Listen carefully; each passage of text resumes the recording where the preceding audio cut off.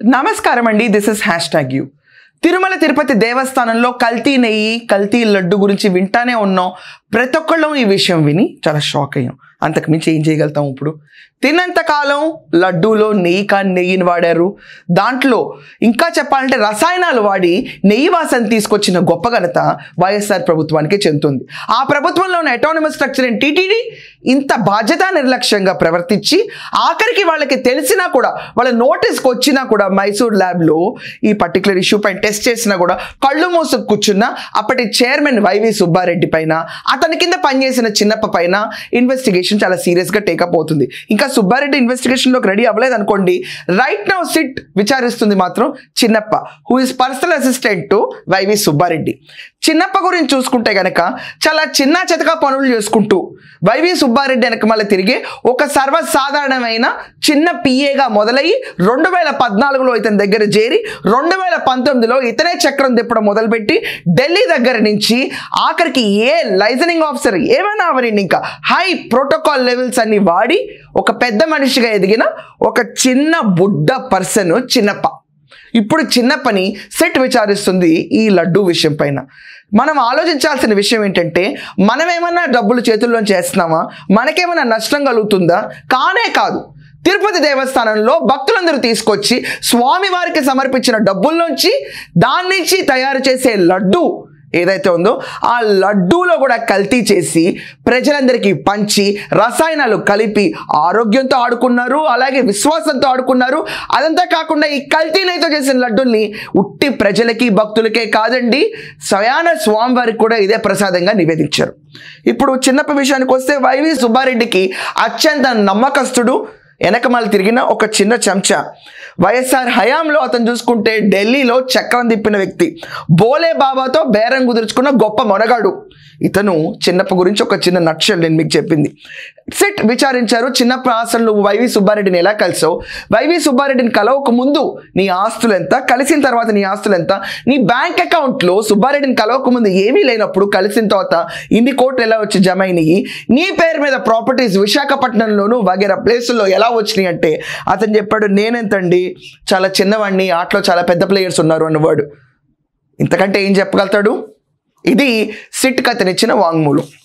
దీంట్లో చిన్నప్పటి నుంచి చాలా అమాయకుడిని, చిన్నవాడిని, నాదేముందండి రోల్ అని చెప్తుంటే దాంట్లో సిట్ వాళ్ళు అడిగారు, అంత అమాయకుడు అయితే కనుక నువ్వు సరఫరా చేసిన నెయ్యి, డైరెక్టర్స్, డైరీ మెంబర్స్, దాంతో వాళ్ళ ఫ్యామిలీ మెంబర్స్, వీళ్ళందరి కాంటాక్ట్స్ నీకు ఎలా వచ్చినాయి అంటే, నేనెంతండి చిన్నవాడిని, నన్ను పావులాగా వాడుకున్నారు, నా వెనకమాల చాలా పెద్ద మనుషులు ఉన్నారని చెప్పి సిట్కి నిన్న చిన్నప్ప వివరించాడు. ఇంకా ఇదంతా కాకుండా వైవి సుబ్బారెడ్డికి తెలియకుండా నేనే పనులు కూడా చేయలేదని చెప్పాడు. అంటే క్రిస్టల్ క్లియర్గా కల్తీ నెయ్యిని ఆమోదించింది టీటీడీ అప్పట్లో ఉన్న చైర్మన్ వైవి సుబ్బారెడ్డి అని ఇండైరెక్ట్గా ఒప్పేసుకున్నట్టే. వైవి సుబ్బారెడ్డికి ఎందుకండి మీకు ఎంత నిర్లక్ష్యత అని మనం ఆలోచిస్తే కనుక, బాధ్యత రైచు అన్న వర్డ్ ఒకటి చాలా తక్కువ. ఇంట్లో ఫాలో అయ్యే రిలీజన్ ఒకటి, బయటకు వచ్చి మాట్లాడే రిలీజన్ ఒకటి. వైవి సుబ్బారెడ్డి సొంత జగన్మోహన్ రెడ్డి బాబాయ్, ఆయన్ని తీసుకొచ్చి కూర్చుని టీటీడీ చైర్మన్ని చేస్తే ఎవరూ పట్టించుకోకుండా ఆఖరికి వీళ్ళలో ఒక మిస్సెస్ కూడా అక్కడికి వచ్చి జగన్మోహన్ రెడ్డిని దేవుడి పేరుతో పొగిడిన సన్నివేశాలు కూడా చూసాం మనం.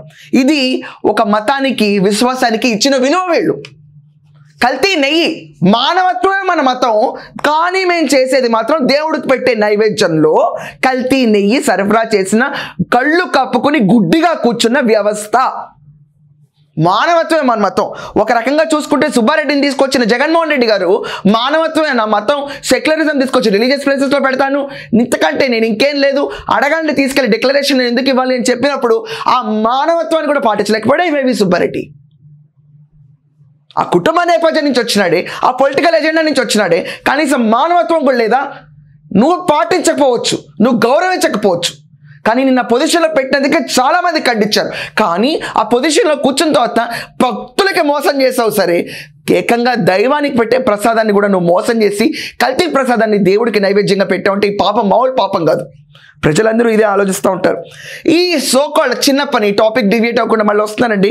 సుబ్బారెడ్డికి తెలియకుండా నేనేం చేయలేదని చెప్పాడు. సుబ్బారెడ్డి దగ్గర ఇతనికి హైదరాబాద్కి సంబంధించిన ఒక వ్యక్తి చాలా నమ్మకస్తుడు, ఎఫిషియెంట్గా పనిచేస్తాడని సుబ్బారెడ్డి దగ్గర 2014లో పెట్టాడు. ఇతన్ని చిన్న చితక పనులు చేసుకుంటూ తిరిగేవాడు అప్పట్లో. ఇదంతా కాకుండా 2014లో ఇప్పుడు చిన్నప్ప ఏదైతే వైవి సుబ్బారెడ్డి దగ్గర జాయిన్ అయ్యాడో 2019 నుంచి చిన్నప్ప కాస్త పెద్దప్ప అయిపోయాడు. ఎంత పెద్దప్ప అయిపోయాడంటే ఢిల్లీ ఏపీ భవన్ కేంద్రంగా కూర్చుని ఈ మహానుభావుడు ఓఎస్డీ కమ్ స్పెషల్ లైజన్ ఆఫీసర్గా కూడా పదవి వెలగబెట్టాడు. ఈ పదవి వెలగబెట్టడంలో బిగ్ షాట్స్ అందరినీ ఢిల్లీ కేంద్రంగా పెట్టుకుని కలవడం మొదలుపెట్టాడు. ఎవరెవరినైతే సుబ్బారెడ్డి కలవాలని చెప్పాడో వాళ్ళందరినీ ఈ క్యాండిడేట్ని liaison officer, special liaison officer and officer on special duty కింద పెట్టి కల్పించాడు. ఓఎస్డీ అన్న టర్మ్ జగన్మోహన్ రెడ్డి టెన్యూర్లో మనం చూసుకుంటే కనుక ఎంతమంది ఓఎస్డీలు ఉన్నారో ఎవరికి తెలీదు. ప్రతి ఒక్కరి కింద ఒక ఆఫీసర్ ఆన్ స్పెషల్ డ్యూటీ, వాళ్ళకి 2 లక్షల జీతాలు. ఇదంతా కాకుండా వాళ్ళ పత్రికల్లో వాళ్ళ ఛానల్స్లో పనిచేసే వాళ్ళందరూ కూడా ఓఎస్డీ కేటగిరీలోకి వచ్చి జీతాలు తీసుకుని రాష్ట్రాన్ని దున్ని మేసేశారు. ఇది వాస్తవం. ప్రైవేట్ వ్యక్తులందరినీ తీసుకొచ్చి ఒక్కొక్క సంస్థలో పెట్టి ఈ రోజు కనిపిస్తున్న చిన్నప్పటి నుంచి బొచ్చుడు పెద్దప్పలు చేర్చారు. ఈ మనం చూసుకుంటే 2019 నుంచి 2024 దాకా దోపిడే ప్రధాన మార్గంగా గవర్నమెంట్ సొమ్ముని, ప్రజల సొమ్ముని ఇష్టం వచ్చినట్టు వాడి ఓఎస్డీ రూపాయల జీతాలు ఇస్తే ఈ చిన్నప్పలు అంటాడు సంవత్సరానికి 64 లక్షల జీతం తీసుకున్నాడు. ఎందుకు? పనికిరాని ఒక పర్సనల్ సెక్రటరీ, 2014లో కూర్చున్న ఒక పర్సనల్ సెక్రటరీ, చిన్న చితకాల పనులు చేసి ఒక పర్సనల్ సెక్రటరీ 64 లక్షల జీతం తీసుకునేంత పెద్ద మనిషి అయ్యాడు. ఇదంతా కాకుండా ప్రోటోకాల్ వెహికల్స్, ఫ్లైట్స్, ఎక్కడికి వెళ్ళినా కూడా ఆఖరికి ఈ చిన్నప్ప అనేవాడు చెన్నై వెళ్ళినా కూడా అతని కోసం స్పెషల్ ప్రోటోకాల్ వెహికల్స్, తిరుపతి వెళ్తే స్పెషల్ ప్రోటోకాల్ వెహికల్స్, రాజభోగం అనిపించిన ఈ చిన్నప్ప ఈరోజు పెద్దప్పగా దేరి ఈరోజు ఆ వైవి సుబ్బారెడ్డికి ఎసరు పెట్టే సిచ్యువేషన్ మనం చూస్తూనే ఉన్నాం. వైవి సుబ్బారెడ్డి హయాంలో ఎదిగిన ఈ చిన్నప్ప అతని అకౌంట్లోకి వచ్చిన 4,63,00,000 గురించి సిట్ విచారిస్తున్నప్పుడు కదిలిన డొంక ఇది. మనం చూసుకుంటే ఈ చిన్నప్ప ఎంతలా ఎదిగాడంటే టీటీడీ గీ సప్లయర్స్ ఎవరెవరు, డైరీ సప్లయర్స్ లిస్ట్ అంతా తీసుకుని వారి ప్రొక్యూర్మెంట్ కెపాసిటీ ఎంత, టెండర్లు ఎంత కేసారు, వాళ్ళు ఎంత క్వాంటిటీలో తీసుకుంటున్నారు, ఈ డీటెయిల్స్ అన్ని కూడా తన చేతిలో పెట్టుకుని ఆట మొదలు పెట్టాడు. అసలు నీకు ఎవరిచ్చారే ఈ డీటెయిల్స్ అని చెప్పుకుంటే కనుక ప్రొక్యూర్మెంట్ ఆఫీసర్గా జీఎంగా ఉన్న మనం చూసుకుంటే సుబ్రహ్మణ్యం ఈ డీటెయిల్స్ అన్ని తనకి ఇచ్చారని సిట్ వాళ్ళు సోదాల్లో బయటకు వచ్చిన వాస్తవం. సిట్ వాళ్ళు తెలుసుకున్న ఇన్ఫర్మేషన్ కూడా జరిగితే ఇది నిజమని అతను ఒప్పుకున్నాడు. ఇదంతా కాకుండా డైరీ కెపాసిటీ ఎంత, కాస్ట్ పర్ లీటర్ ఎంత, అండ్ ఎవరెవరు ఎంతెంత ప్రొక్యూర్ చేస్తారు, వాళ్ళ టెలిఫోన్ నెంబర్స్ ఎంత, టెండర్లకు ఎంతెంత కాల్ఫర్ చేస్తారు, ప్రతి ఒక్క ఇన్ఫర్మేషన్ చిన్నప్ప చేతిలో ఉంది. ఇప్పుడు 2022 ఏప్రిల్కి వస్తున్నాం అండి మనం.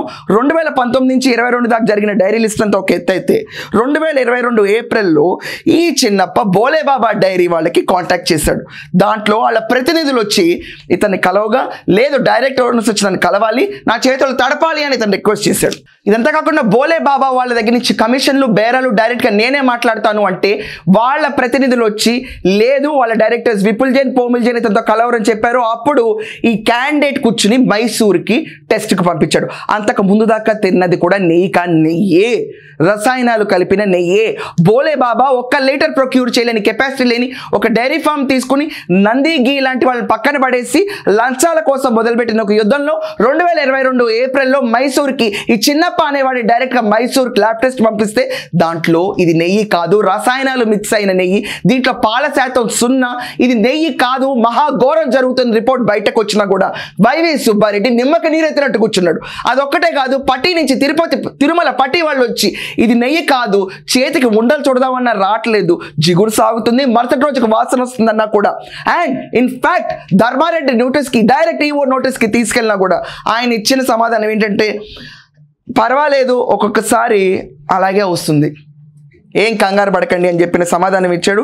సరిపెట్టుకోమని చెప్పి ధర్మారెడ్డి తిరుమల ఎంప్లాయీస్కి అప్పుడు చెప్పాడు, చేతికి ఉండ చుట్టలేకపోతున్నాం, ఇది జిగురుగా ఉంటుంది, ఇది మరుసటి రోజుకి వాసన వస్తుందని తిరుమల ఎంప్లాయీస్ వచ్చి డైరెక్ట్గా చెప్పినా కూడా పట్టించుకొని వ్యవస్థ, పట్టించుకొని ధర్మారెడ్డి, ఇష్యూ మైసూర్ ల్యాబ్ టెస్ట్కి వెళ్ళిన నోరు ముసుగు కూర్చున్న కరుణాకర్ రెడ్డి, వీళ్ళందరి గురించి ఏం మాట్లాడాలి ఇప్పుడు చెప్పండి. చిన్నప్పనే డైరెక్ట్గా బెదిరించడానికి బోలేబాబా డైరీస్ వాళ్ళ గురించి మైసూర్ టెస్టులు పంపిస్తాడు లంచాలు వసూలు చేయడానికి. ఇమ్మీడియట్గా బోలేబాబా డైరీ వాళ్ళు, విపుల్ జైన్, పోమిల్ జైన్ అనే వాళ్ళు ఈ చిన్నప్పని పక్కన పెట్టి డైరెక్ట్గా వైవి సుబ్బారెడ్డి దగ్గరికి వెళ్ళి టచ్ బేస్ చేయగా వాళ్ళు ఇతని అకౌంట్కి 4,63,00,000 ట్రాన్స్ఫర్ చేయగా దాంట్లో పైన చిల్లర అమౌంట్ వరకు ఇతనికి వచ్చి తర్వాత మహానేతలు వేతల అకౌంట్కి ట్రాన్స్ఫర్ అయింది. ఇది వాస్తవం. ఇదంతా కాకుండా మనం అబ్జర్వ్ చేస్తే ఈ చిన్న పాట అక్కడతో ఆగల. మైసూర్కి పంపించి బోలే బాబా వాళ్ళు ఇతని మాట ఇంటలేదని ల్యాబ్ టెస్ట్ చేసి వచ్చిన రిపోర్ట్ తర్వాత వాళ్ళ సరఫరా టెంపరీగా హాల్ట్ చేసి ఈ మహానుభావుడు ప్రీమియర్ అగ్రి ఫ్రూట్స్ కంపెనీ నుంచి డైరీ ఉత్పత్తులు తీసుకుని చాలా ఇమ్మీడియట్గా లంచాలు కావాలి కదా, చిన్నప్ప ఒకసారి 20 లక్షలు, దాని తర్వాత 30 లక్షలు లంచంగా తీసుకున్నాడు హవాలా రూపేణ. ఇది కూడా సిట్ వాళ్ళు ఇన్వెస్టిగేషన్లో బయటపడిన రిపోర్టు. ఈ రకంగా 4,63,00,000 ఉట్టి చిన్నప్ప లాంటి చిన్న పురుగు అకౌంట్కే వస్తే ఎన్ని వందల కోట్లు తిరుపతి మీద పడి మేశారు అనేది ప్రజలు అడుగుతున్న ప్రశ్న.